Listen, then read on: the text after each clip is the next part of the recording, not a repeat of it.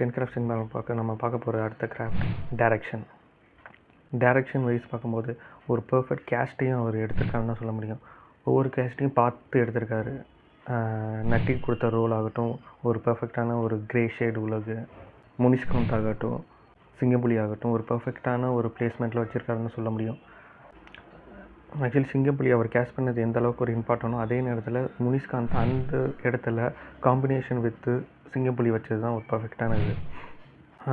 Singampuli with முனிஷ்காந்தோட நம்ம பார்க்கும்போது நம்மளோட மைண்டு வேறு எங்கேயுமே போகாமல் ஒரு ஸ்மால் சர்க்கிள்குள்ளே நம்மளை வந்து ஒரு கட்டி போட்டது ஒரு பர்ஃபெக்டான டைரக்ஷனுக்கு ஒரு எடுத்துக்காட்டு. அதே நேரத்தில் இந்த கதையில் மகாராஜாவோட ஒய்ஃபாக வரக்கூடிய திவ்யா பாரதி, அண்ட் தென் ஹீரோயினாக நடிச்சிருக்க மம்தா மோகன்தாஸ், இவங்க 2 பேருக்குமே கேரக்டர் வைஸ் ரொம்ப கம்மியான ஒரு ஸ்கோப் இருந்த மாதிரி இருந்துச்சு. ஈவன் நீங்கள் வந்து திவ்யா பாரதிக்கு பதிலாக வேறு ஒரு ஆக்டர்